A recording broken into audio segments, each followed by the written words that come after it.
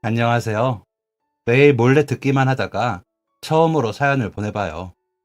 저는 요즘 아이를 갖기 위해 삼신 할머니를 기다리고 있는 30대 유부녀입니다. 오늘 문득 남편의 어린 시절 앨범을 보다 생각나는 이야기가 있어 쑥스럽지만 사연을 보내게 되었어요.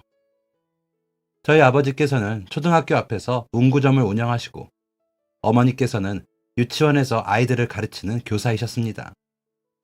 문구점 딸이었던 저는 초등학교 시절 내내 친구들에게 인기 만점이었어요. 문구점에 가야 하는 친구들은 항상 방과 후마다 저를 찾아댔거든요. 너희 집에 24색 색연필 팔아?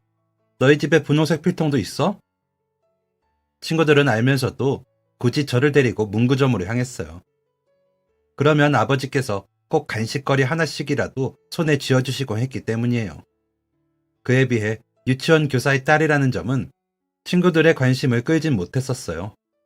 간혹가다 어머니께서 근무하시는 유치원을 나온 친구들이 먼저 아는 체를 해오기는 했지만 딱히 그렇다 할 즐거운 이야깃거리는 없었습니다. 그래도 저는 저희 어머니가 좋았고 저희 아버지가 좋았답니다. 세상에서 가장 싫어하는 질문이 엄마가 좋아, 아빠가 좋아? 였을 정도로 저는 두 분을 정말 사랑했어요. 누굴 더 사랑하고 덜 사랑하는 것은 불가능한 행복한 딸이었어요. 그렇게 행복하게 지내던 제가 초등학교 5학년이 되었을 때 어머니의 몸에 특별한 변화가 일어났답니다. 화장실에 들어간 어머니께서 한참 동안이나 나오질 않으셔서 걱정된 아버지께서 문을 두드리셨어요. 얼마 후 문이 열리고 어머니가 두 볼이 붉어진 채로 모습을 드러내셨어요. 어머니 아버지께서 소근소근 무어라 대화를 나누셨고 아버지께서는 헉하고 깜짝 놀라는 소리를 내시더니 서둘러 차키를 가지고 어머니와 집을 나섰습니다. 수지야, 엄마 아빠 잠깐 어디 좀 다녀올게. 무슨 일이지? 궁금하기도 했지만 그때 더 중요한 건 내일까지 해야 하는 학교 숙제였죠. 아버지께서 놀라는 표정을 지으신 게 조금 신경 쓰이긴 했지만 별일 아닐 거라고 생각했어요. 풀리지 않는 수학 문제에 심각하게 머리를 쥐어뜯으며 숙제에 몰두나 했지요. 그런데 숙제를 다 끝났는데도 돌아오지 않으시는 부모님이 조금씩 신경 쓰였습니다. 그렇게 1시간이 지나고 나서야 어머니 아버지께서 집으로 돌아오셨어요. 그리고 저녁을 먹고 다 함께 TV를 보며 거실에 앉아 있다가 어머니께서 제게 내밀어 보인 사진을 보고 저는 놀라움에 망부석이 되고 말았어요.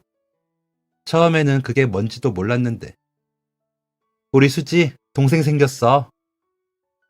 까만 바탕에 흰색으로 희끗희끗 표시된 형체를 알아볼 수 없는 동그란 것이 글쎄 제 동생이라고 하시는 거예요.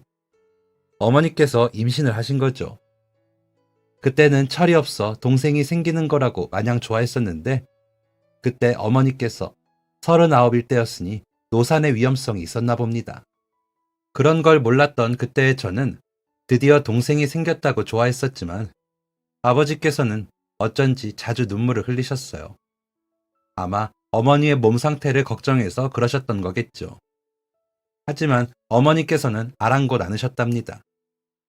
뱃속에 아이가 생겼다는 사실에 누구보다 기뻐하셨어요. 저희 가족은 모두 하나된 마음으로 어머니의 태교를 도왔습니다. 저도 어디서 보고 들은 게 있어서 임신을 하면 몸을 조심해야 한다는 걸 알아 어머니를 대신해 집안일을 몽땅 도맡아 했었어요. 매일 저녁은 아버지께서 요리사가 되어 식탁엔 어머니께서 제일 좋아하시는 음식들로만 차려졌어요. 어머니의 뱃속엔 그렇게 온 가족의 사랑을 받는 아이가 무럭무럭 자라나고 있었지요. 그런데 어머니의 배가 제법 불러오고 아이가 태어나기를 모두가 기다리고 있던 평범했던 어느 날 방학을 맞이해 빈둥빈둥 거실에 누워있던 저를 데리고 어머니께서 시장으로 향하셨습니다. 새콤한 자두가 먹고 싶다고 하셨어요. 시장에 같이 가서 갓 튀겨낸 어묵을 얻어먹을 생각에 저도 신이 났어요. 그런데 그렇게 제 손을 잡고 같이 시장에 나가셨던 어머니께서 한참 장을 보던 도중 갑자기 시장 바닥에 쓰러지고 말았습니다. 엄마! 사람이 쓰러지니 장사를 하시던 분들이 하나둘 자리에서 일어나 저의 곁으로 다가오셨고 당황해서 어머니의 고통스러워하는 얼굴만 쳐다보며 그저 엄마! 하고 외치기만 하던 저를 대신해 한 아주머니께서 다급하게 주변에 말씀하셨습니다. 어머, 숲속 유치원 선생님 아니에요? 잠깐만 여보, 얼른 핸드폰 119 불러야겠다. 선생님이 하혈을 해. 소란스럽고 분주한 사람들 틈 차가운 시장바닥에 드러누운 어머니께서는 배를 있는 힘껏 끌어안으며 오열하셨어요. 도와주세요. 도와주세요. 어머니께서 중얼거리던 절박한 그 말과 어머니의 종아리를 타고 흘러 바닥을 적시던 낯설고도 무서운 시뻘건 핏물은 영영 잊을 수가 없었습니다. 제가 할 수 있는 것은 자꾸만 눈을 감으려는 어머니의 손을 애처롭게 붙들고 엄마, 정신 차려! 하고 외치는 것뿐이었죠. 곧이어 구급차가 도착하고 병원으로 가는 길, 심각해 보이던 구급대원분들의 표정을 보면서 핸드폰을 꺼내어 아버지께 연락을 해야 한다는 걸 알면서도 그게 쉽지가 않더군요. 덜덜 떨리는 손은 자꾸만 핸드폰을 구급차 바닥 아래로 떨어뜨렸고 그런 저를 대신해 급기야는 구급대원분이 아버지께 전화를 드려야 했습니다. 어머니가 쓰러지셨는데 저는 곁에서 아무것도 할 줄 아는 게 없는 모자란 딸이었어요. 순식간에 병원으로 달려온 아버지와 함께 손을 붙들고 수술실에 들어간 어머니를 기다리는 시간은 1분 1초가 1년 같았습니다. 태어나서 아버지께서 우는 얼굴을 처음 보았어요. 그래서 더 불안했고 더 무서웠어요. 아버지께서 눈물을 흘릴 정도로 어머니의 상황이 좋지 않다는 걸 깨달았기 때문이었습니다. 눈물의 기다림 끝에 어머님께서 정신이 드셨을 때 아버지와 저는 어머니의 이름만을 불렀지만 어머니께서는 다르셨어요.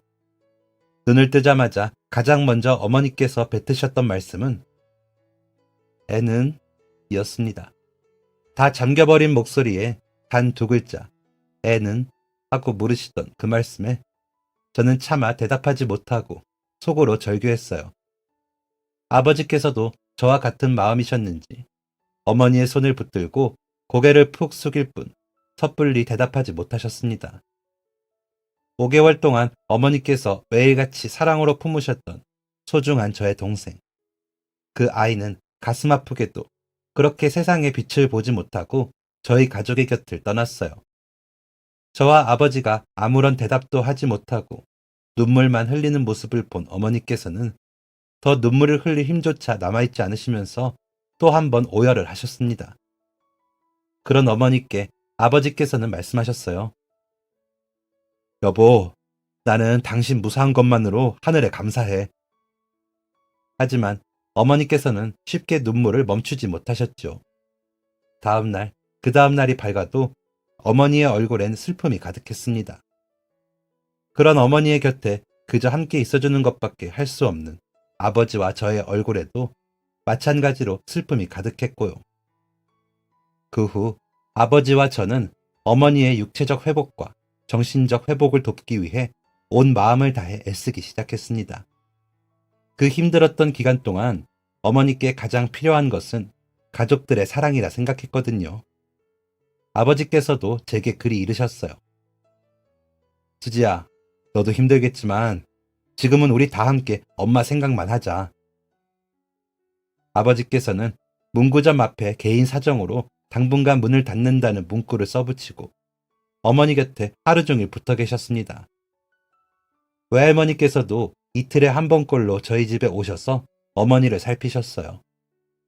외할머니의 품에 안겨 엄마, 엄마 하고 목 놓아 울던 어머니의 모습은 제게 너무나도 충격적이면서도 낯설었습니다. 어머니께서도 결국 저와 같은 누군가의 자식이고 저와 같은 나약한 사람이라는 걸 그때 처음 깨달았어요. 어머니는 저보다 어른이니까, 엄마이니까 언제나 강하고 씩씩하다고만 생각했었는데 그게 아니었다는 걸, 엄마도 사람이라는 걸. 매일 밤 어머니의 우는 소리를 들으며 되새기고 또 되새겼습니다. 얼른 자라서 어머니보다 더 씩씩하고 강한 딸이 되어야겠다고. 아이처럼 우는 어머니를 품에 안고 등을 두드려주며 괜찮다고 어머니를 안심시킬 수 있는 그런 딸이 되어야겠다고 말이에요. 어머니께서는 매일 눈물을 흘리셨지만 그로 인해 저희 집엔 웃음이 사라져갔지만 그래도 조금씩 나아지고 계셨습니다. 당신도 힘들었을 텐데 너무 나 혼자만 슬퍼했던 것 같아서 미안해. 우리 수지도 엄마가 미안해. 어머니께서 그 말씀을 하셨을 때 아버지께서는 다시 천장을 보며 눈물을 삼키시고 저 역시도 눈물을 참지 못했지만 왠지 마음이 놓이긴 했어요. 아이를 잃었다는 죄책감에 시달렸던 어머니와 그런 어머니가 조금이라도 덜 힘들게 하기 위해 애썼던 아버지와 저. 그렇게 저희 세 식구는 이런 표현이 적절한지 모르겠지만 그 일로 인해 더 돈독해졌던 것 같아요. 그렇게 아버지는 다시 문구점 문을 열고 일을 나가셨고 저도 곧 개학을 앞두고 있던 그날이었습니다. 아버지께서 문구점 문을 닫았다가 2달 만에 문을 열었던 그날. 아버지를 도와 문구점 청소를 하고 집으로 돌아온 제 눈앞에 웬 처음 보는 하얗고 낯선 생명체가 현관에 멀뚱히 서서 저를 올려다보고 있었어요. 누런 털이 삐쭉삐쭉 돋아나고 까만 눈동자로 저를 쳐다보며 고개를 갸우뚱하고 있는 그 생명체의 꼬리는 오늘 처음 보는 제가 뭐가 좋은지 좌우로 빠르게 흔들리고 있었어요. 엄마, 얘 뭐야? 놀라기도 하고 갑작스럽기도 해서 어머니께 그렇게 여쭈니 어머니께서는 주방에서 뭔가를 열심히 만들며 대답하셨습니다. 분리배출하러 내려갔다가 올라오는데 걔가 나를 자꾸 쫓아오는 게 아니겠니? 저리 가라고 허이허이 내쫓아내고 다시 걸으면 또 내 발밑에 와서 꼬리를 살랑살랑. 보니까 얼굴도 꼬질꼬질한 게 누가 버린 것 같아서 길을 잃은 것 같아서 밥이라도 먹이려고 데리고 올라왔어. 그런데 강아지가 쌀죽을 먹나 모르겠네. 어머니께서 주방에서 열심히 만들고 계신 음식의 정체는 길을 잃은 유기견의 고른배를 채워주기 위해 끓여낸 죽이었답니다. 강아지란 그저 귀여운 동물, 그 이상 그 이하도 아니었던 저는 저희 집 현관을 차지하고 꼬리를 살랑살랑 흔들어대는 그 녀석이 낯설기만 했어요. 어머니께서는 그런 것에 아랑곳 않으시곤 죽이 뜨거울까 후후 직접 입김을 불어시키며 그 작은 생명체의 뱃속을 따뜻하게 채워주셨죠. 걱정했는데 잘 먹어서 다행이라며 어머니께서 희미하게 미소를 지으셨고 그 모습을 보고 저는 때가 꼬질꼬질한 그 냄새나는 강아지에 대한 경계심이 무너지고 말았습니다. 그렇게라도 웃는 모습을 본 게 2달 만이었으니 그럴만도 했지요. 어머니께서는 냄새도 나지 않는지 밥을 먹고 드러누운 그 강아지의 머리털을 내내 쓰다듬으셨어요. 결국 저는 어머니께 함께 강아지를 씻길 것을 제안했고 혹시나 실수로 눈에 물이라도 들어갈까? 아니면 잘못 힘을 줘서 뼈가 부러지기라도 할까? 노심초사하며 조심조심 그 녀석을 씻겼습니다. 누렇게 때타있던 털이 씻기고 나니 제법 뽀얀 모습을 드러냈어요. 드라이기와 선풍기를 총동원해서 녀석의 젖어있던 털을 바짝 말리고 나서야 어머니와 저는 허리를 펼 수 있었답니다. 끝났다 하고 허리를 폈을 때 땀 범벅이 된 채로 어머니를 올려다보았어요. 그때 이마에 땀방울이 송글송글 맺힌 채 저를 보며 웃는 어머니의 모습을 보고 강한 충동이 들었죠. 이 조그맣고 가여운 강아지를 저희 집에 두고 싶다는 충동. 하지만 어머니께서는 이제 제법 예쁘게 씻겨도 놨으니 주인 찾아주기가 한결 쉬울 거야 라고 말씀하시며 강아지의 주인을 찾아주자고 말씀하셨습니다. 해가 질 무렵 아버지께서도 문구점 문을 닫고 집으로 돌아오셨어요. 현관문이 열리는 소리가 들리면 늘 신발장 앞에서 아버지를 맞이하던 어머니와 저는 먼저 달려나가 꼬리를 흔들고 앉아있는 강아지를 보며 발걸음을 멈추었습니다.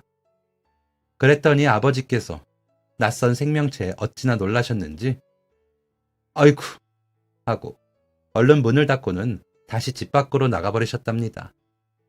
몇 초 후 다시 문을 열고 빼꼼 고개를 내민 아버지의 얼굴엔 당황스러움이 가득했어요. 우리 집이 맞는데? 어머니께서는 쭈뼛쭈뼛 현관문 쪽으로 가서 아버지를 맞이하셨어요. 신발을 벗고 들어와 강아지 앞에 쭈그려 앉은 아버지께서는 강아지의 얼굴을 한 번, 어머니의 얼굴을 한 번, 그리고 제 얼굴을 한 번 차례로 바라보셨습니다. 그때 저와 눈을 마주친 아버지의 얼굴에 피어난 안도감을 보았어요. 아마 아버지께서도 눈앞에 낯선 강아지보다 어머니의 웃는 얼굴을 보고 더 놀라셨겠죠. 저는 어머니께서 보지 않는 틈을 타 아버지를 향해 고개를 끄덕였습니다. 아버지께서는 울컥 차오르는 눈물을 삼키려는 듯 강아지의 정수리에 얼굴을 파묻으셨어요. 순간 스쳐가는 그 감정이 어떤 감정인지 잘 알기에 저도 어머니의 등 뒤에서 잽싸게 눈물을 닦아냈어요. 주인을 찾아주자 라는 어머니의 강한 뜻에 따라 저희 가족은 그날부터 동네에 흰색 말티즈의 주인을 찾습니다. 라는 벽보를 붙이기 시작했습니다. 강아지의 사진을 예쁘게 찍어 아버지의 문구점에서 프린트를 수십 장 뽑아내서 말이에요. 하지만 하루 이틀, 며칠이 지나도록 아무런 연락이 오질 않았습니다. 주인을 찾을 때까지만 집에서 데리고 보살피자는 어머니의 뜻에 따라 연락을 기다리며 강아지를 보살피는 동안 저희 집에는 필요에 의한 강아지의 살림살이들이 하나둘 늘어갔습니다. 하지만 석 달이 지나도록 단 한 통의 연락조차 없었고 결국 제가 먼저 어머니를 설득하게 되었어요. 엄마, 우리 이 강아지 그냥 우리가 키우자. 가만히 들여다보니까 나만큼 귀여운 게 내 마음에 쏙 들어. 어머니께서는 제 말에 대답 없이 한참 동안 강아지를 쓰다듬기만 하셨습니다. 정말 누구한테 버림이라도 받은 걸까? 가엾은 것.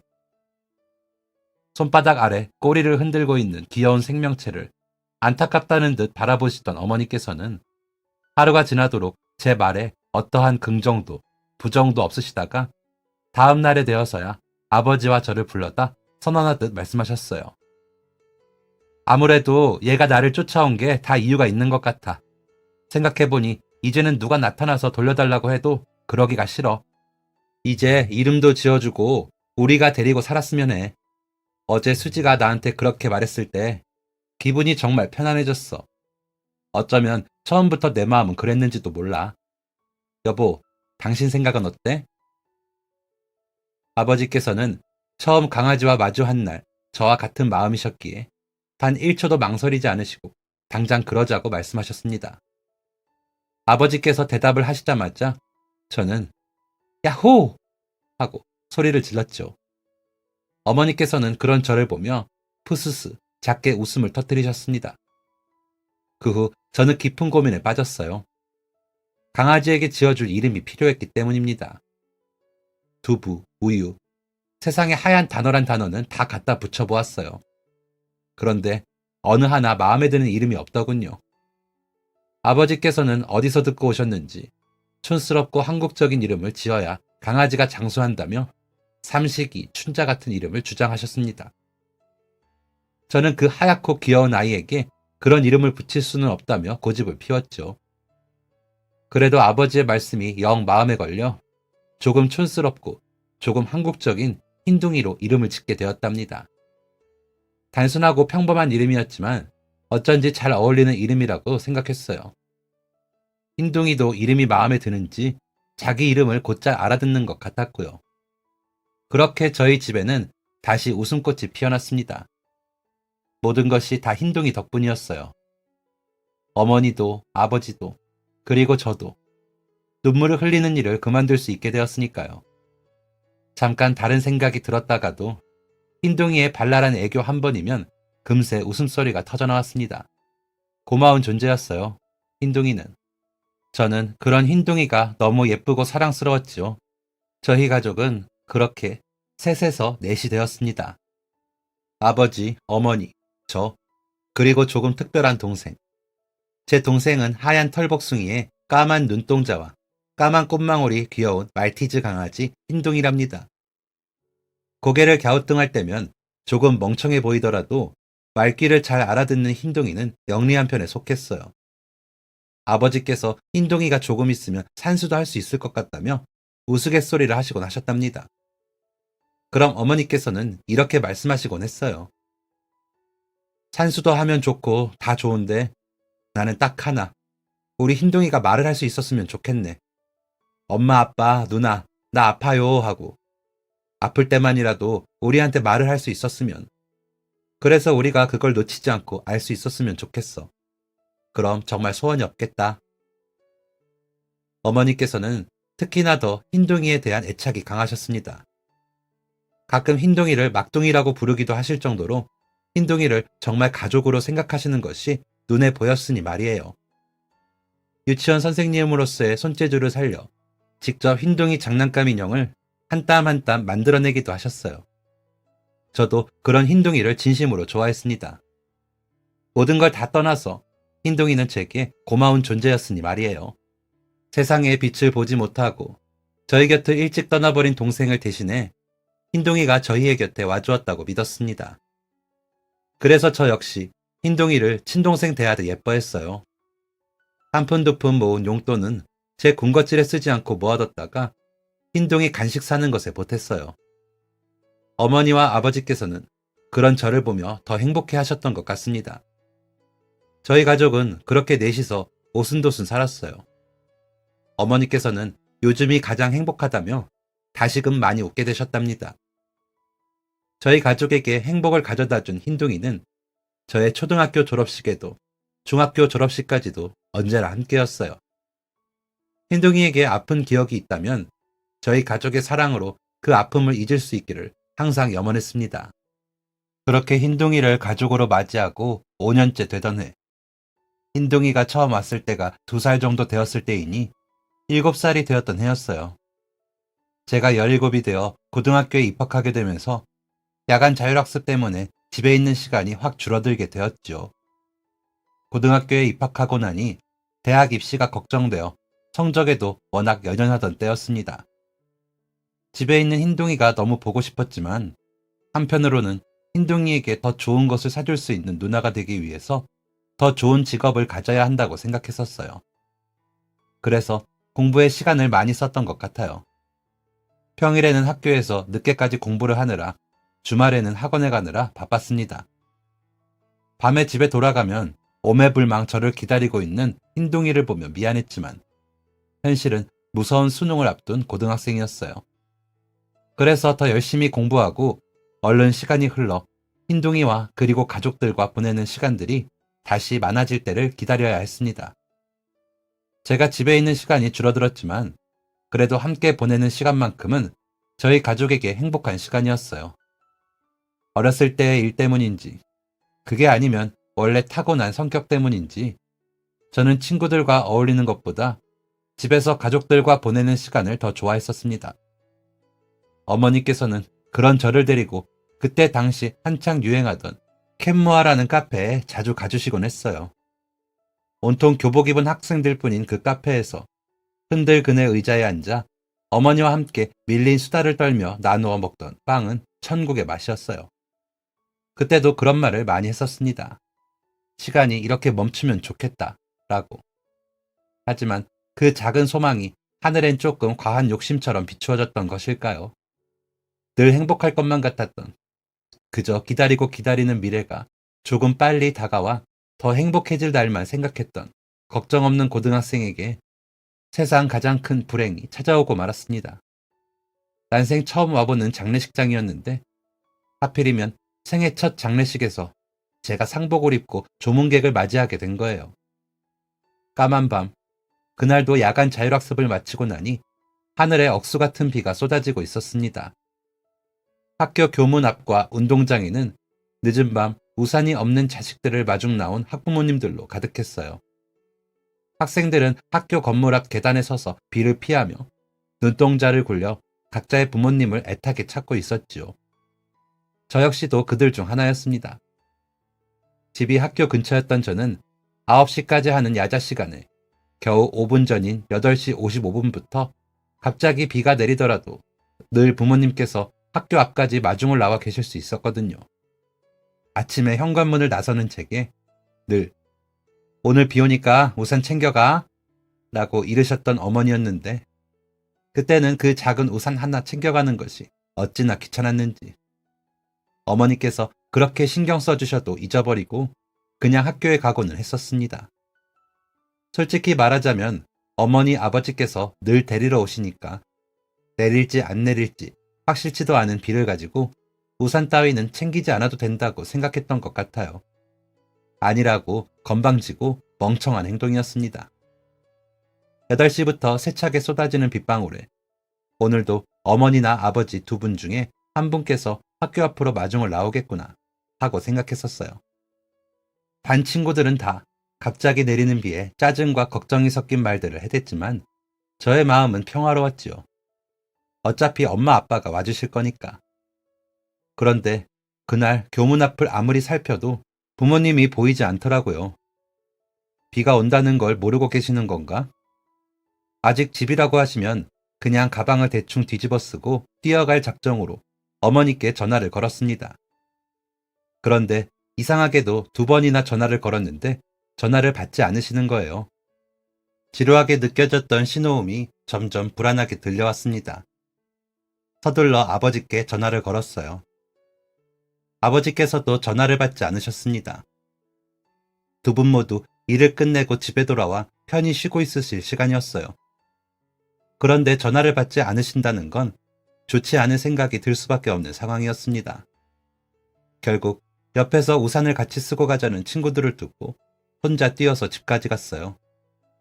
비는 멈출 줄을 모르고 억수같이 쏟아지고 가방과 교복은 이미 빗물에 흠뻑 젖은 지 오래였습니다. 그리고 아파트 앞에 도착해 신호를 기다리고 있는 저의 눈앞에 불길한 실루엣이 보였어요. 소리 없이 반짝이는 경찰차 조명과 무언가 바쁘게 말하고 있는 어른들. 순간적으로 좋지 않은 생각이 밀려들었습니다. 하지만 그들 사이에서 저희 부모님의 모습은 찾아볼 수 없었고 그 사이에 부모님이 없다는 사실에 성급하게 마음이 진정되었습니다. 비를 맞으며 다시 핸드폰을 꺼내어 아버지께 전화를 걸어봤지만 여전히 받지 않으셨어요. 엘리베이터를 기다리는 것도 초조해서 계단을 뛰어 올라갔습니다. 열려있는 현관문. 집에는 아무도 없었어요. 그때부터는 어떻게 해야 될지 도무지 모르겠어서 미칠 지경이었어요. 열려있던 현관문과 늘 가지런히 정리되어 있던 신발들이 어지럽게 흩어져 있는 것을 보고 난 후로는 불안함이 걷잡을 수 없이 커졌어요. 그렇게 빗물에 흠뻑 젖어 축 처진 교복을 입고 가방도 벗지 못한 채 저는 현관문 앞에 서서 핸드폰을 꼭 쥐고 어머니 아버지를 기다렸습니다. 그런데 현관문 앞에서 무언가 낑낑거리는 소리와 함께 문을 긁는 소리가 들려왔어요. 흰둥이! 거실을 둘러보니 흰둥이가 없었습니다. 문 밖에 무언가가 흰둥이임을 직감하고 문을 열었죠. 비에 쫄딱 젖은 흰둥이가 낑낑거리는 소리를 내며 제 정강이에 매달려 왔습니다. 흰둥이를 안고 집으로 들어와 추위에 덜덜 떠는 흰둥이를 꼭 끌어안았어요. 불안해서 미칠 것만 같았습니다. 그렇게 몇 분이나 흘렀을까요? 흰둥이를 안고 있는 제 몸까지 추위에 덜덜 떨려갈 무렵 핸드폰이 울렸어요. 아버지였습니다. 아빠, 어디야? 왜 전화를 안 받아? 엄마는? 불안함에 잔뜩 격양된 목소리에 아버지께서는 대답이 없으셨어요. 그래도 전화가 걸려왔다는 사실에 눈물이 터져 나왔습니다. 그리고 저는 그 후로 눈물을 멈출 수가 없었어요. 한참 말이 없으시던 아버지께서 난생 처음 들어보는 다 쉬어버린 목소리를 하시고서 어머니가 돌아가셨다는 말씀을 하셨기 때문입니다. 수지야, 너희 엄마 어떡하지? 다 아빠 때문이야. 좌절스러운 그 목소리에 저는 아버지를 향해 전화를 끊지 말라는 말만 고함치고 냅다 병원으로 달렸습니다. 굳게 닫힌 현관문 뒤로 흰둥이가 짖는 소리가 들려왔지만 신경 쓸 수가 없었어요. 엄마, 제발, 엄마 제발. 택시를 붙잡아 타고 병원으로 가는 내내 창문에 이마를 박으며 빌고 빌었어요. 다 거짓말이게 해달라고. 아무 일도 일어나지 않았던 걸로 해달라고. 제 팔을 붙들고 오열하는 아버지를 떼어내고 거짓말처럼 곤히 잠든 어머니를 확인한 순간 세상이 무너졌습니다. 아니, 솔직히 실감나지 않았어요. 저는 어머니가 누워있는 침대를 붙들고 막 흔들어댔습니다. 그만하라고. 재미없으니까 장난 그만 치라고. 빨리 눈 뜨라고. 하지만 곤히 잠든 어머니의 눈꺼풀은 좀처럼 열리질 않았어요. 핏물이 가득 묻은 옷가지와 끈적한 손을 붙들고 같은 말만 반복했습니다. 하지만 10분이 지나도 30분이 지나도 어머니께서는 끝내 눈을 뜨지 않으셨어요. 몇 시간을 울고 지치기를 반복했는지 모르겠습니다. 아버지께서는 그런 제 옆에서 다 쉬어버린 목소리로 모든 것이 다 자기 탓이라고 오열하셨어요. 무슨 말인지 이해할 수 없었지만 굳이 여쭙지 않았어요. 중요하지 않았습니다. 그냥 어머니를 되살리고 싶었죠. 그리고 그때 아버지께 무슨 일이 있었느냐고 여쭙지 않은 것을 저는 아주 오랫동안 후회하게 되었습니다. 그때 아버지께 이유를 들었더라면 어머니의 손을 붙들고 잘못했다고 죄송하다고 사과라도 할 수 있었을 텐데 그러지 못했으니까 말이에요. 어머니께서는 그날도 쏟아지는 비를 뚫고 저를 마중 나오고 계셨습니다. 문을 나서며 어머니께서는 아버지께 내가 아침에 정신이 없어서 수지 우산도 못 챙겨줬어 라며 자신을 탓하셨다 했어요. 비가 올 거라는 이야기를 듣고도 우산을 챙겨가지 않은 건 저였는데 어머니께서는 그조차도 딸의 잘못이 아니라 엄마의 잘못이라 여기신 것입니다. 미칠 것 같았어요. 내가 왜 그랬을까? 엄마 말을 들을 걸. 우산 챙길 걸. 제가 우산만 잘 챙겨갔더라도 일어나지 않을 사고였습니다. 쏟아지는 비를 뚫고 저를 마중 나오신 어머니께서는 아파트 앞 횡단보도에서 신호를 확인하지 못하고 미끄러지는 덤프트럭에 부딪혀 사고를 당하신 것이었어요. 한 번만, 딱 한 번만 더 내가 가겠다고 했으면. 아버지께서는 마지막까지도 어머니의 고집을 꺾지 못해 집에 혼자 남아 계셨던 것을 자책하셨습니다. 아버지께서는 아무런 잘못이 없었어요. 어머니께서 그렇게 되신 건 모두가 다 제 탓이었으니까. 친척 언니들이 흰둥이를 맡아주는 동안 아버지와 저는 어머니의 영정사진 앞에서 조문객들을 맞이했습니다. 그 중엔 엄마를 치고 간 덤프트럭 기사도 있었어요. 외삼촌들이 그 아저씨의 멱살을 잡고 한바탕 소란이 일어났거든요. 그런데 저는 어찌 그 아저씨를 보는데도 화가 나지 않았습니다. 아니, 모든 게 제 잘못임을 알기에 제 자신에게만 화가 났을 뿐이었어요. 어머니를 납골당에 모시고 집에 돌아왔을 땐 언제나처럼 흰둥이가 현관문 앞에 쪼그리고 앉아 꼬리를 흔들며 저희를 반겨주었습니다. 흰둥이를 보니 또 어머니 생각이 치밀어 올랐어요. 마지막 가는 길에 흰둥이를 보여드리지 못했다는 생각에 또 후회가 밀려왔어요. 그대로 흰둥이를 안고 다시 납골당으로 향했습니다. 아버지께서는 운전대를 잡은 내내 아무 말씀이 없으셨어요. 저도 아무런 말을 할 수가 없었고요. 어머니를 모셔둔 납골당엔 네모나고 비좁은 칸 안에 어머니의 유골함과 사진들이 놓여 있었습니다. 제가 아주 어렸을 때 함께 찍은 사진과 어머니 아버지 결혼 사진, 그리고 제 중학교 졸업식 날 흰둥이와 함께 찍은 사진. 흰둥이는 뭘 아는 건지 그 사진 앞에서 꼬리를 살랑살랑 흔들었어요. 엄마, 흰둥이 왔어. 흰둥아, 엄마한테 흰둥이 왔어요 해야지. 말을 하지 못하는 흰둥이가 제 말을 따라줄 리는 없었지만 어쩐지 느리게 흔들리는 꼬리가 꼭 제 말을 알아듣는 것만 같았습니다. 짧게 낑 하고 오는 소리에 제 팔에 닿아오는 흰둥이의 살랑이는 꼬리를 느끼며 속으로 어머니께 여쭈었어요. 엄마, 흰둥이가 뭐래? 엄마 보고 싶대? 끊임없이 흐르는 눈물을 흰둥이가 자꾸 핥아댔지만 어쩐지 어머니께 흰둥이가 속으로 하는 말들이 닿고 있을 것만 같아서 아주 오랫동안 그 자리를 떠나지 못했습니다. 그 후로 저희 가족은 어머니가 없는 빈자리를 뼈저리게 느끼며 하루하루를 살아갔어요. 아버지께서는 이사를 고려하셨지만 저의 학원 문제로 결국 그 집에 계속 살게 됐습니다. 저도 마음을 결정하기 어려웠어요.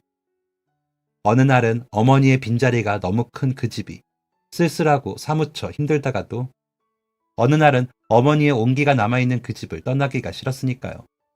지금 생각해보면 저희가 그때 이사를 하지 않았던 건 잘한 일인 것 같아요. 아버지께도 제게도 그리고 흰둥이에게도 어머니의 온기가 절실했던 날들이었으니 말입니다. 44. 아직은 너무 젊은 나이에 어머니께서는 그렇게 저희 곁을 떠나셨습니다. 죄책감에 잠을 이루진 못했지만 그래도 곁에 아버지가 계셨고 흰둥이가 있었어요. 모두가 같은 마음이었겠지만 어떻게든 살아야 했습니다. 모든 것이 다 저 때문이라고 자책하는 저에게 아버지께서는 이런 말씀을 자주 하셨습니다. 엄마가 하늘에서 다 지켜보고 있으니까 수지야, 우리 엄마가 슬퍼할 만한 일은 하지 말자. 그러면 하늘에 계신 엄마가 더 슬퍼하실 거야. 어머니께서는 저 때문에 그렇게 돌아가시게 되었지만 아버지께서는 변함없이 저를 사랑해 주셨습니다. 서로가 죄책감으로 힘들어할 때 곁에서 서로를 지켜주었어요. 너무 힘들 땐 차라리 어머니께서 어디 좋은 곳에 여행을 가셨다 생각했습니다. 그런다고 마음이 완전히 나아지진 않았지만 돌아가셨다고 다시는 못 본다고 생각하는 것보다는 마음이 조금 낫더라고요. 흰둥이는 한동안 뭘 알기라도 하는 건지 하염없이 현관문을 바라보며 앉아있거나 어머니께서 직접 만들어준 장난감 인형을 품에 안고 잠들기도 했습니다. 그렇게 힘든 시간도 지나가고 그러는 와중에도 저는 아버지의 사랑과 정성어린 뒷바라지 덕분에 공부를 열심히 할 수 있었어요. 힘든 날에도 책을 들여다보는 것을 게을리하지 않으려 했습니다. 아버지께서 말씀하셨던 엄마가 하늘에서 다 지켜보고 있다는 말 덕분이었는지도 모르겠어요. 저 시간들을 지나 비록 아주 좋은 대학에 가는 것은 실패했지만 남들처럼 평범하게 대학을 나와 25엔 무난한 회사에 취직도 했답니다. 대학에 가서도 흰둥이와 쓸쓸하실 아버지를 걱정해 집에 있는 시간을 소홀히 하지 않으려 노력했어요. 첫 사회생활이 그리 평탄하진 않았지만 그래도 제게는 가족이 있었습니다. 그렇게 2년 정도가 흘렀어요. 제가 27이 되던 해 흰둥이마저 무지개 다리를 건너고 말았어요. 흰둥이의 나이 17이 되던 해였습니다. 사실 1년 정도 전부터 흰둥이의 상태가 급격하게 나빠지면서 아버지와 저는 불안함을 늘 안고 살았었어요. 단 하루라도 이 세상에 머무는 시간을 길게 해주기 위해 애썼죠. 그렇게 1년을 더 버텨준 흰둥이가 17이 되어 무지개 다리를 건너게 된 것입니다. 어머니도 동생도 잃은 제게 남은 것은 아버지뿐이었어요. 하지만 저만큼이나 아버지께서도 많이 힘들어 하셨습니다. 세상에 둘만 남은 가족. 때때로 서로에게 의지하고 위로하면서 버텼지만 제게는 고통의 시간이었어요. 어느 날 갑자기 선물처럼 저희 앞에 나타나준 복덩이 같은 흰둥이가 떠났을 때 저는 또 자책을 했었습니다. 흰둥이 이름을 지을 때 아버지의 말씀을 따라 지었더라면 흰둥이가 더 오랫동안 저희 곁에서 살다 갈 수 있지 않았을까 하는 후회 때문이었어요. 예쁜 이름이 뭐가 그렇게 중요하다고 제 멋대로 그랬는지 후회가 됐습니다. 아버지께서는 어머니께서 돌아가셨을 때처럼 자책하는 제게 흰둥이가 엄마 심심할까봐 우리보다 먼저 엄마를 만나러 간 거야. 너 때문인 건 아무것도 없으니 자책하지 말아라. 이제 엄마 혼자 우리를 지켜보는 게 아니라 흰둥이와 함께 우리를 지켜보고 있을 거야. 라고 말씀하셨어요. 하지만 어쩐지 그리운 마음은 좀처럼 나아지지 않았습니다. 그러다 문득 TV 프로그램을 통해 유기견 봉사활동을 접하게 되었어요. 그걸 보는데 마음이 요동치더라고요. 제가 꼭 가야 할 것만 같은 기분이 들었죠. 유기견으로 저희 집에 왔던 흰둥이 생각이 자꾸 들었습니다. 그래서 고민도 하지 않고 근처에 봉사를 나갈 수 있는 곳을 찾아 봉사활동 신청을 했어요. 찾아간 곳은 생각보다 열악한 환경이었습니다. 언제 어디서 어떻게 버려졌는지 모를 수많은 유기견들. 그럼에도 사람이 오는 게 좋아 꼬리를 흔들며 한 번이라도 더 만져달라고 애교를 부리는 아이들이 너무나도 불쌍하고 안타까웠어요. 15년 전 어머니께서 흰둥이를 집에 데려오지 않으셨더라면, 우리가 흰둥이와 함께 살자고 결정하지 않았더라면 어쩌면 흰둥이도 이 아이들처럼 그곳에서 힘들게 살아가야 했을지 모른다는 생각. 그리고 그곳에 있는 아이들 역시 사람에게 버려지고 아프지 않을 자격이 있다는 생각, 온갖 생각이 밀려들었어요. 그리고 그런 아이들을 위해 해줄 수 있는 것이 있다면 다 해주고 싶다는 생각이 들었습니다. 그래서 우선 매주 주말마다 봉사활동을 나갔어요. 센터에서 근무하시는 분들도 점차 저와 얼굴을 익히고 저의 사정을 알게 되면서 가까워졌습니다.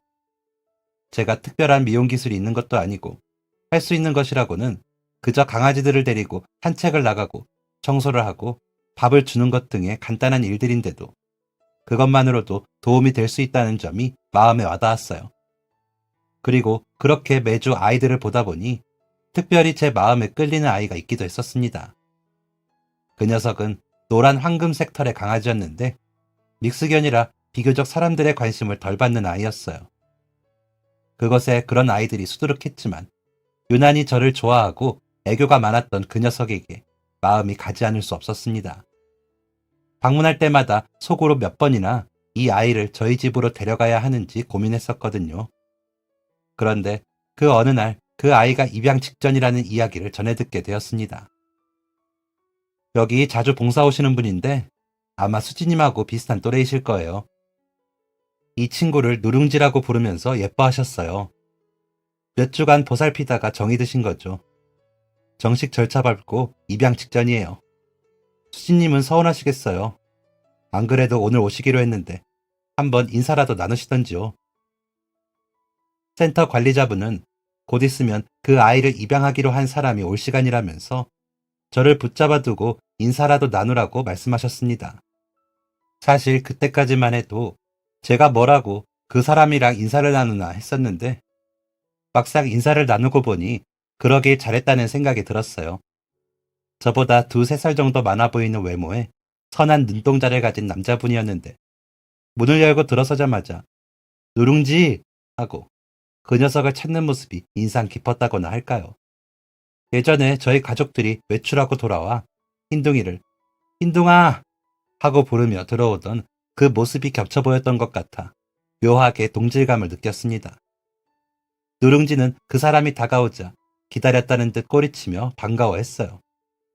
그 순간 둘이서 부둥켜 안고 반가워하는 그 모습이 왜 그렇게 눈물이 나던지. 주책 맞은 눈물샘은 때와 장소도 잊은 채 눈물을 뿜어댔습니다. 남자가 저를 보며 당황했고 센터 관리자분도 당황한 눈치였어요. 저는 멋쩍게 웃었습니다. 죄송해요. 입양 간다는 말을 들으니 뭉클해서. 저는 괜히 다른 소리를 늘어놓았습니다. 핑계랍시고 늘어놓은 말도 거짓말은 아니었지만 말이에요. 누룽지가 입양을 가고 나서도 저는 매주 봉사활동을 나갔어요. 그곳에 있으면 흰둥이에 대한 그리움이 조금은 무뎌져 갔거든요. 어렵고 힘든 상태의 아이들을 도우며 시간을 보내다 보면 길게만 느껴지던 주말도 순식간에 지나가곤 했습니다. 그 남자도 매주 봉사를 나왔어요. 누룽지를 입양해 갔는데도 봉사를 하고 싶은 마음은 변하지 않는다고 했어요. 한번 안면을 터서 그런 건지 그 후에 주말마다 자주 마주치게 된 저희는 통성명도 하고 소소한 이야기 정도는 나누는 사이가 되었답니다. 그러던 어느 날 저도 모르게 그 남자 앞에서 이렇게 말해버리고 말았어요. 그 녀석을 데리고 가고 싶어서 고민이 많았어요. 그런데 입양을 보내게 돼서 묘하게 서운하더라고요. 잘된 일이다 싶으면서도 저는 고민만 했는데 그렇게 결정해서 데려가는 모습이 인간적으로 멋있어 보였어요. 말을 내뱉고 나서 뒷말은 하지 말걸 하고 후회를 했습니다. 조금 과한 말이라고 생각했기 때문이에요. 그런데 남자가 오히려 반색하며 좋아하는 것이 아니겠습니까?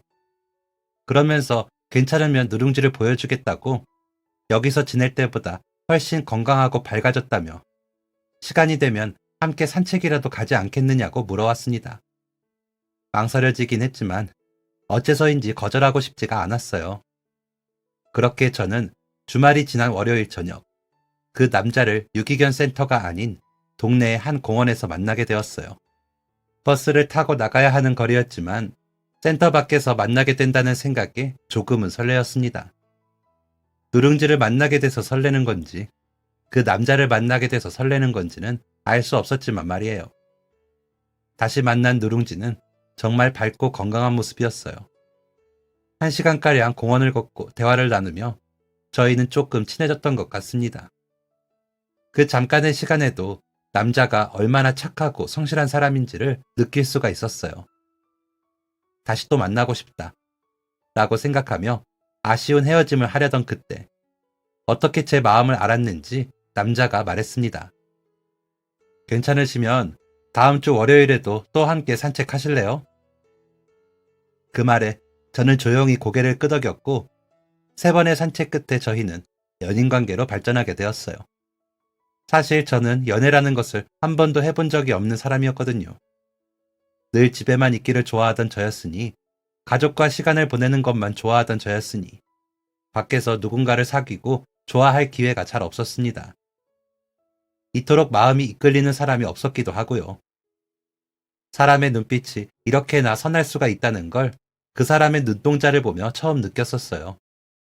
사람에게 예의 바르고 동물을 사랑하는 남자의 매력에 저는 점점 빠져들었고, 마음이 커가면서 저는 이 사람을 아버지께 꼭 소개하고 싶다는 생각이 들었어요. 조금 부담스러울지도 모르겠다는 생각에 아버지와 식사 한번 함께 하는 것이 어떻겠냐는 말이 쉽게 나오지가 않았었는데, 어렵사리 꺼낸 그 말에도 그 사람은 환히 웃으며 나야 너무 영광인데 하고 말했습니다. 그렇게 아버지께 남자친구를 처음 소개하던 날, 저는 약속 장소로 나가기 위해 옷을 고르고 화장을 하면서부터 입이 차오르는 눈물을 주체할 수가 없었습니다. 왜 그렇게 자꾸 눈물이 나는 건지 스스로 이해가 가지 않았었는데, 막상 식당에 마주 앉은 아버지와 남자친구를 보고 나니 제가 왜 그렇게 눈물이 났는지를 알 것 같더라고요. 남자친구의 옆자리는 제 자리, 아버지의 옆자리는 어머니의 자리인데, 어머니가 안 계시니 텅 비어있는 그 자리, 어머니 생각에 그토록 눈물이 났던 것입니다. 이 좋은 사람을 엄마가 한 번만이라도 봤더라면 좋았을 텐데, 얼마나 좋은 사람인지, 얼마나 선한 사람인지 알기에 어머니께서도 보시게 됐다면 정말 좋아하셨으리라는 생각이 멈추질 않았어요. 펑펑 울며 어깨를 들썩이는 저를 아버지도 남자친구도 다 이해한다는 듯 달래주었습니다. 옆에 남자친구가 있어서 말씀하시지 못하시는 듯 했지만, 분명 단둘이 있었더라면 아버지께서는 그렇게 말씀하셨을 거예요. 너 이렇게 펑펑 우는 것도 엄마가 다 지켜보시고 있을 텐데, 바로 앞에서 보는 이 아빠도 가슴 아프고 말이야. 좋은 자리인데 울지 마. 엄만 분명 웃으며 내려보고 계실 거야. 굳이 입 밖으로 그 말을 꺼내지 않으셔도 그 말씀이 들리는 것 같아 아버지의 촉촉한 두 눈동자가 더 마음에 와닿았습니다. 그렇게 시간이 흘러 결혼을 하기로 한 저희 두 사람은 남자친구의 부모님께도 인사를 드리러 가게 됐어요. 처음 뵙는 자리는 아니었고 몇 번 밖에서 식사를 함께 한 적이 있었는데, 본격적으로 결혼 이야기가 오고 가면서 댁에 인사를 드리러 가는 것은 처음이었습니다. 괜히 긴장되는 마음에 덜덜 떨고 있으니 남자친구가 제 손을 꼭 잡아주었어요. 그 따뜻한 온기 하나가 거짓말처럼 제 마음을 편안하게 해주었습니다. 남자친구가 좋은 사람인 만큼 남자친구의 부모님 역시 따스하고 좋으신 분들이었죠. 긴장했던 것이 무색할 만큼 편안한 분위기 속에서 식사를 마치고 남자친구의 방을 구경하게 되었어요. 그러다 오래된 사진첩 하나를 꺼내어 보게 되었고, 그 속에는 남자친구의 어린 시절 모습이 가득 담겨져 있었습니다. 그때 그 시절 유행하던 디자인의 사진첩. 왠지 저희 집에서도 그런 사진첩을 본 적이 있는 것 같아 괜히 반가웠어요. 부모님들의 비슷한 패션 스타일과 헤어스타일들은 저희 두 사람을 깔깔거리며 웃게 만들었습니다. 중간중간엔 시어머님의 젊었을 적 사진을 보며 속으로 저희 어머니를 떠올리기도 했어요. 비슷한 나이대의 분들이라 그런지 비슷한 모습을 하고 있어 더 생각났던 것 같습니다. 괜히 어머니 생각에 또 한 번, 어머니께서도 내 남자친구를 한 번만이라도 보실 수 있다면 하는 울적한 생각이 들던 그때였어요. 가지런히 사진들이 꽂혀있던 사진첩 마지막 장에서 툭 하고 제법 커다란 사이즈의 사진 한 장이 떨어져 나왔습니다. 꽤 두꺼운 두께로 인화된 사진이었어요. 어? 이거 나 유치원 졸업사진이네? 남자친구의 유치원 졸업사진이라는 말에 얼마나 귀여울까 싶어 사진을 자세히 들여다보던 그 순간, 나 어디 있는지 찾아봐 하는 남자친구의 말은 들리지 않고 사진 가장 끝쪽에 우두커니 서 있는 한 여자에게로 시선을 빼앗겼습니다. 굵은 웨이브 머리에 진주 귀걸이를 하고 펑퍼짐한 줄무늬 니트를 입은 여자. 미치도록 낯이 익은 여자. 바로 우리 어머니였어요. 저는 다급히 남자친구의 팔을 붙들고 사진에서 눈을 떼지 못한 채 물었습니다. 혹시 어느 유치원을 나왔느냐고. 그리고 남자친구의 입에서 유치원의 이름이 나오는 순간 거짓말처럼 눈물이 펑펑 흘러나왔습니다. 이 사람 우리 엄마야. 어머니께서 처음으로 부임하셨던 유치원. 그곳에서 저를 출산하시고도 10년간 근무를 하셨으니 틀림없이 저희 어머니였습니다. 입고 계시는 옷까지 제 어릴 적 사진첩에서 분명히 본 적이 있었기에 저는 이 놀라운 인연이 믿어지지가 않았어요. 남자친구를 아버지께 소개하고 남자친구의 부모님을 만나뵈면서도 늘 속으로 우리 엄마도 내 남자친구를 딱 한 번만이라도 보게 해주시면 안 되냐고 하늘에 물었었는데 저의 그 소원 아닌 소원이 무색하게도 어머니께서는 이미 제 남자친구를 만났던 거예요. 그것도 한참 오래전, 아주 먼 과거의 말입니다. 제가 눈물을 흘리며 이 사람이 우리 엄마라고 그동안 당신을 만나면서 어머니께 소개할 수 없는 게 내내 마음에 걸렸었다고. 그런데 이렇게 이미 만났던 사이인 줄은 꿈에도 몰랐다고 어깨를 들썩이자 남자친구도 눈물이 나는지 고개를 하늘로 쳐들고 저를 다독였어요. 그렇게 저희는 결혼을 하게 되었고 아직까지도 저희는 그런 대화를 나누곤 합니다. 우리의 인연은 엄마가 맺어준 인연인 것 같더라고요. 아버지와 둘이 살던 저는 이제 아버지의 품을 벗어나 남편과 함께 유기견이었던 누룽지를 돌보며 살고 있어요. 아버지께서는 저의 결혼과 동시에 시골 마을로 이사를 하시고 그곳에서 작은 마당을 지어 동네의 떠돌이 개들이나 유기견들을 보살피기 시작하셨습니다. 총 4마리의 개들인데 아버지를 곧잘 따르고 영리한 녀석들이라 참 예뻐요. 결혼을 했지만 저는 여전히 마음 한켠으로 아버지 어머니 흰둥이와 함께 살았던 그날들을 떠올립니다. 그리운 날들이 많아 아버지를 자주 찾아뵙게 되는 것 같아요. 그러면 아버지께서는 귀찮다고 적당히 오라고 하시면서도 있는 내내 예전처럼 사랑을 주셨습니다. 그리고 저는 부모님께서 그러하셨던 것처럼 좋은 가정을 꾸리기 위해 좋은 아내, 좋은 엄마가 되기 위해 노력 중이에요. 어머니와 흰둥이가 그리운 밤, 아버지의 말씀처럼 아직 여전히 어머니와 흰둥이가 저를 바라보고 있다면 이 말을 전하고 싶습니다. 나는 행복하다고. 그러니 걱정 말라고. 지금까지 사연 들어주셔서 감사합니다. 사연이 재밌으셨다면 구독과 좋아요를 눌러주세요. 감사합니다. 안녕히 계세요.